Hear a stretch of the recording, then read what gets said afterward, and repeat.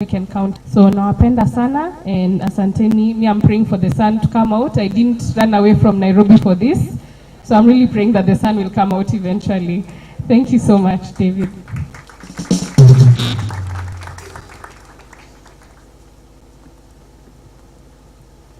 All right, ladies and gentlemen, put your hands together for her. Makofi mazuri.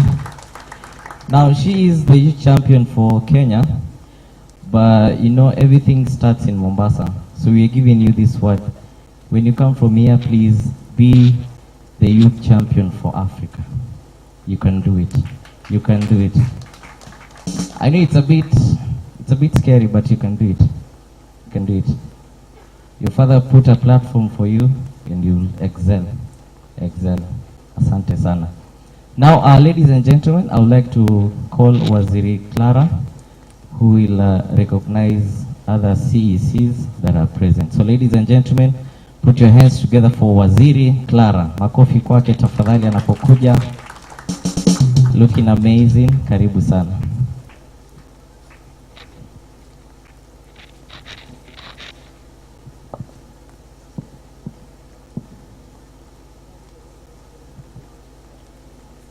Honorable CS, the ambassadors present, our youth ambassadors, all the waziris present, and people from the county governments, our youth, ladies and gentlemen, good afternoon. My name is Clara Chonga from Kilifi County, CECM Trade, Tourism and Cooperative Development. And I have come here as an individual in the tourism department because tourism and blue economy are sisters, and also to represent Dr. Patterson Chula, who is the CECM for blue economy. So receive his greetings, and greetings also from our governor from Kilifi. I will read his speech and says, ladies and gentlemen, I am honored to address you today at the Blue Economy Investment Summit, where we gather to discuss and explore boundless opportunities that lie within our coastal waters. Sorry, I was asked to recognize other CECs before I continue. Anyone present? I know there was CEC for water who was supposed to be here. Okay. Sawa. So I'm honored to address you today at the Blue Economy Investment Summit, where we gather to discuss and explore boundless opportunities that lie within our coastal waters. The blue economy, as we all know, is not merely about exploiting our aquatic resources, it's about ensuring their sustainable management and utilization for the benefit of both the current and future generation. In Kilifi County, our blue economy sector holds immense potential, and it is our responsibility to harness it to catalyze improved ocean governance and transform our county's social and economic development. Kilifi County's blue economy sector encompasses a wide array of activities, including but not limited to fisheries, marine transport and logistics, tourism, cultural heritage preservation, and renewable energy.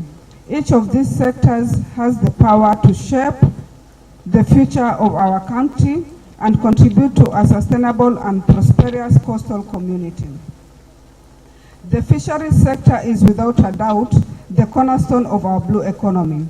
It directly sustains the livelihood of thousands of households involved in fishing and fish trading. Annually, our artisanal fishermen land thousands of tons of fish, contributing significantly to our local economy.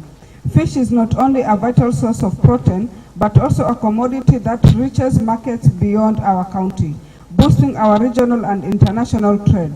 We are committed to modernizing this sector, empowering our fisherfolk communities, and ensuring the sustainability of our fisheries through initiatives like the Beach Management Unit. Kilifi County is renowned for its beautiful sandy beaches and world-class hotels. Tourism is a key component of our blue economy, and we are dedicated to its responsible development. We have introduced initiatives like boardwalks, boat rides, and mangrove conservation to enhance the tourist experience while preserving our fragile ecosystem. Our commitment to green energy solution is unwavering. We are actively engaged in mangrove restoration and sustainable forestry practices to mitigate greenhouse gas emission and achieve cost savings. We invite potential investors to join us in unlocking the potential of our renewable energy sector. In the medium term, our strategic actions include the development of comprehensive blue economy strategies, policies, bills, and BMU bylaws. We aim to strengthen the involvement of fisherfolk communities in fisheries management, develop landing sites infrastructures, build the capacity of local fishermen, support mariculture growth, enhance extension services, and establish co-management plans for fisheries. Our long-term ambitions include establishing a thriving fishing processing farm, developing a fish port, create a modern fish market, modernize and expand local fishing boat manufacturing, commercialize aquaculture, especially mariculture, and establish a county-owned deep-sea fishing fleet. We are also deeply concerned about the safety of our fishermen at sea. To address this, we are focused on providing sea safety equipment and rescue boats in critical areas of our shoreline to reduce or eliminate the loss of life at sea. And I would like to add that Kilifi has an emergency short code 1513. In case of emergency, people can call and get services. In conclusion, Kilifi County recognizes the multi-faced nature of blue economy and the opportunities it presents. We extend an open invitation to partners, investors, collaborators, and all stakeholders in the blue economy sector to join us in investing, developing, and managing this sector. Together, we can fully realize the socio-economic benefits it holds for the people of Kilifi County. Our commitment to responsible and sustainable blue economy practices is resolute, and we are excited to embark on this journey with you. Thank you, and let us work together to create brighter and more prosperous future for Kilifi County and its coastal communities. Asanteni.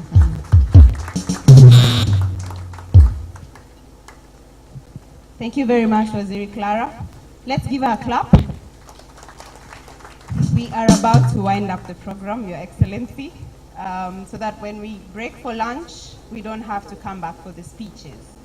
So before I invite the next speaker, I'd like to give 2 minutes to Dr. William Kingi, who was supposed to be a panelist. So, Daktari, kuja salimia watu tafadhali.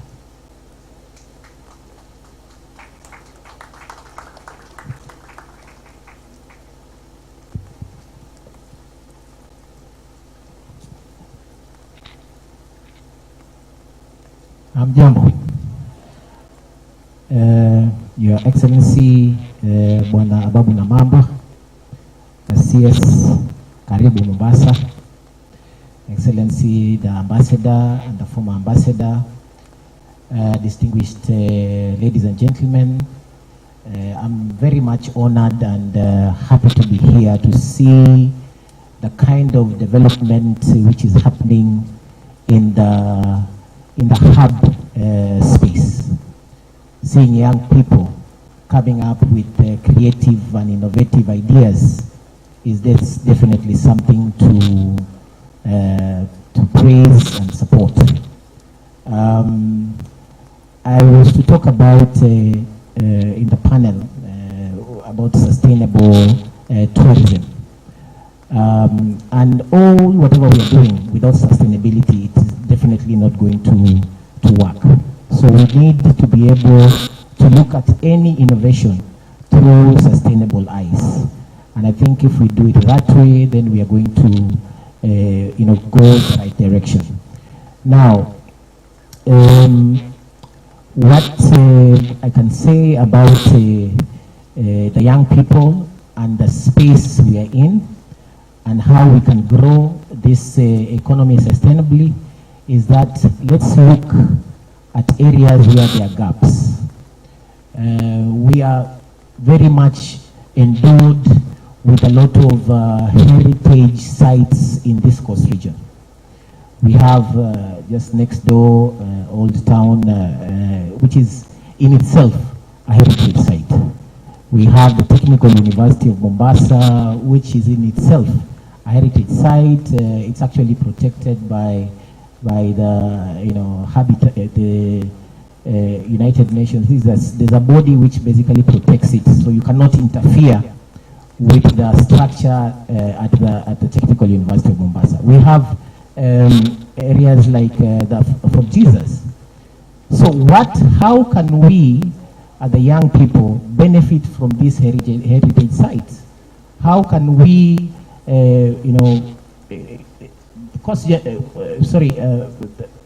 this Fort Jesus has been there for ages, but are we benefiting from it in any kind of way? Are we benefiting from it? What can we do to make sure that this particular heritage sites basically benefit the local people? These are things we need to look at critically, and then we need to actually push the thinking of creativity and innovation in that particular way. That way, we are going to support and really grow the economy and also support the young people in their ventures in these new areas and innovative areas. So it is very important that we support the young people, and through these hubs, I'm seeing potential for that. All the other organizations which have contributed in seeing that these hubs are growing, congratulations to you, and keep on supporting these hubs so that we can get young people to basically realize their potential and grow this economy in the coast region. Those few remarks. Thank you very much. Thank you very much, Dr. Kingi. David, I think we should have more lecturers during these forums, because standing at the back, I could see all the young people alert. It's mwalimu amefika. Sasa kila mtu ako chonjo. Wamesahau kulikuwa na biriani imeandaliwa. Na kuona Bay Hub. Sawa. Mine is to invite Mikal to come and give his speech. He'll thereafter invite Her Excellency Katarina, who will give her closing remarks before she invites Ababu. Yes. Asante sana. Amjambo, rafiki yangu. Good to see you. Thanks very much for this great event. In Slovakia, we say that rain is a blessing. I'm afraid too much rain is maybe too much blessing, and we have to take it from that perspective.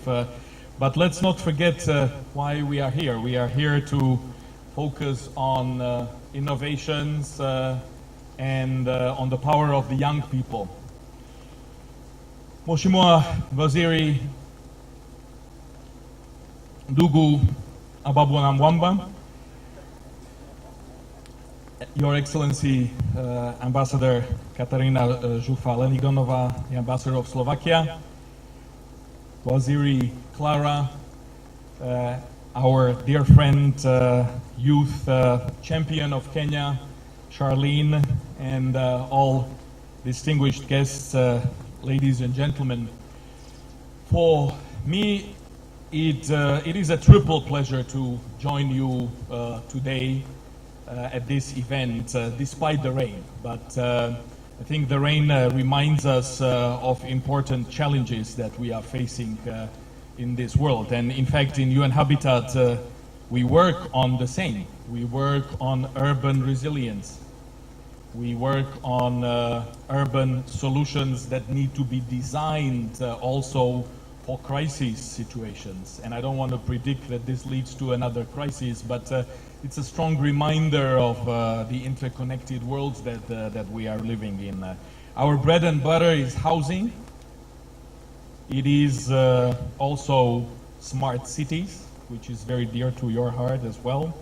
It is definitely also everything related to sustainabilities in our cities, whether we are talking about green cities or safe cities. city innovations, and many other topics. But it is also about climate change. It is very much about localization of all the SDGs, and we can hardly find a stronger argument about the importance of localization and local solutions than through events like this in the beautiful city of Mombasa today. But those who know me a little bit already know that in addition to all that, there are two additional priorities that I think about as I wake up every morning, and I think about the next challenges that we have to deal with at UN Habitat. And those are partnerships and youth. And certainly this is one of the triple reasons, the second reason that brings me here today, and that really makes me happily join you. But of course, there is also a personal reason.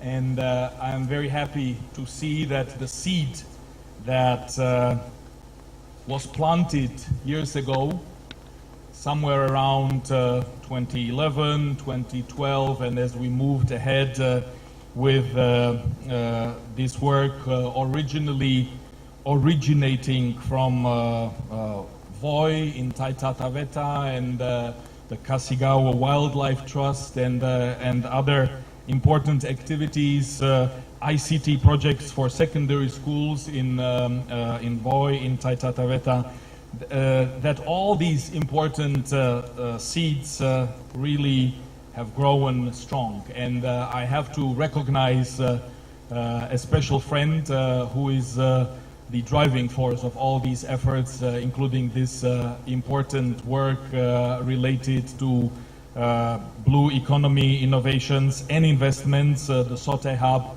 and you know that this is none other but our dear friend David Ogiga. So please give him another applause. We have depended on him, and we have benefited from the activism and the commitment and the dedication that he has developed over the years. And I saw it in Israel, where I met him when he went for training. I saw it in Slovakia multiple times. He's an honorary Slovak, by the way. Just like Waziri Namamba, of course. And I saw it in New York, where he participated in many important platforms. Well, just briefly to link it to the work of the work of UN Habitat and in general the work of the United Nations, I wanted to say that in the global UN context, but very much so also in UN Habitat, we have discussed a lot about United Nations 2.0. And of course, we are trying to do exactly the same at UN Habitat. We need organizations and structures that take us to the next level. What does it mean? Where we will be taken from conference rooms and some discussions and some administrative processes into indeed seeing the power of the people, the partnerships, and the development that is connected with that. So this particular work very much also links to that, and I would like to encourage you to continue on the path of innovations along